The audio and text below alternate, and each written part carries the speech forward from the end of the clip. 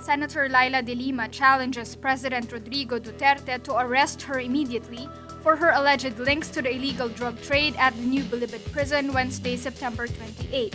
This comes after House Speaker Pantaleon Alvarez said someone wants to silence high-profile inmate J.B. Sebastian after he was injured in a supposed prison riot at the NBP early Wednesday. And now just saw a news item quoting Speaker Alvarez saying that somebody must be out to silence Sebastian. Ano na naman ang mga implication nila? Kagagawan ko na naman yan. Sila ang gigipit sa akin. Masyado na nila akong ginigipit, inaapi, tapos ganyan pang gagawin nila. Lahat na lang sinisisi sa akin. And they call themselves men. Ganyan ba mga lalaki? They're cowards, they're fools, and they're liars. What am I supposed to do now? Tell me!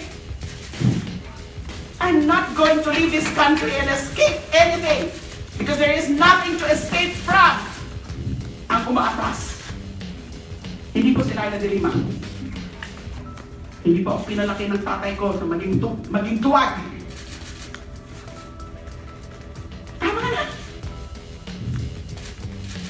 Hulihin niyo na ako ngayon!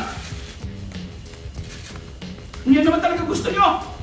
Ikulong niyo na ako ngayon! I'm here! Do what you want to me, Mr. President. I'll wait for you. Sebastian allegedly raised money for De Lima's senatorial bid through the illegal drug trade inside the NBP. De Lima said Sebastian is a government asset.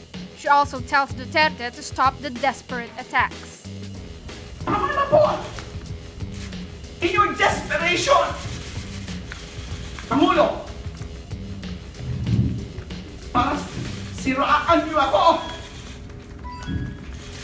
hindi niyo na iniisip kung ano na yung nagiging itsura niyo sa mata ng bayan at sa mundo. Kayo na po ang pinagtatawanan. Hindi po ako. Inosente po ako. Tama na, nagkakamali na kayo. Iba-iba na yung mga version nyo, iba-iba na yung istorya nyo. Kung ano-anong mga iniimbento nyo.